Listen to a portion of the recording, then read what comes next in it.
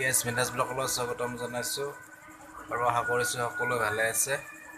আৰু এতিয়া আজি বহুত ডাঙৰ খবৰ লৈ আছোঁ, কিয়নো যিহেতু কৰোণাৰ প্ৰকোপ দিনে দিনে বাঢ়ি গৈ আছে। তাৰ কাৰণে চৰকাৰে এটা বহুত ধুনীয়া সুযোগ দিছে যে তেওঁলোকে ভেকচিনটো ফ্ৰী কৰি দিছে। আৰু আপুনি যদি ভিডিঅ'টো চাই আছে, আপোনাৰ গাঁৱৰ সকলোকে জনাই দিয়ক যে কৰোণা ভেকচিন ফ্ৰী দিছে। আৰু ফ্ৰী পাবলৈ হ'লে আপুনি ৰেজিষ্ট্ৰেশ্যন কৰিব লাগিব। আগৰ দৰে নহ'ব আৰু এতিয়া ফ্ৰী পাবলৈ ৰেজিষ্ট্ৰেশ্যন কৰিব লাগিব। আৰু যদি ৰেজিষ্ট্ৰেশ্যন কৰে, আপুনি ডেছক্ৰিপশ্যনত লিংকটো দিয়া আছে, তাত গৈ আপুনি ৰেজিষ্ট্ৰেশ্যন কৰি ল'ব পাৰে।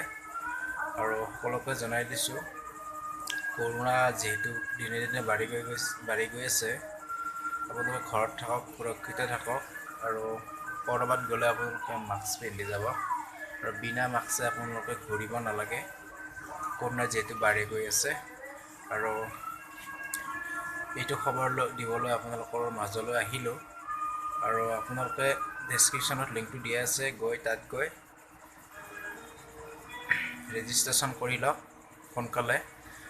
আৰু গাঁৱৰ যিবিলাক ল'ৰা ছোৱালী আছে সকলোকে জনাই দিয়ক যে ৰেজিষ্ট্ৰেশ্যন কৰিব লাগিব। আৰু এই ভেকচিনটো সকলোৱে ল'ব, যিহেতু কৰোণা বাঢ়ি গৈ আছে। আৰু আপুনি যদি মোৰ চেনেলত প্ৰথমবাৰলৈকে আহিছে, প্লিজ চেনেলটো ছাবস্ক্ৰাইব কৰি ল'ব আৰু বেল আইকনটো প্ৰেছ কৰি অল কৰি দিব। আৰু ভিডিঅ'টো বেছি দীঘল নকৰোঁ। জয় অসম।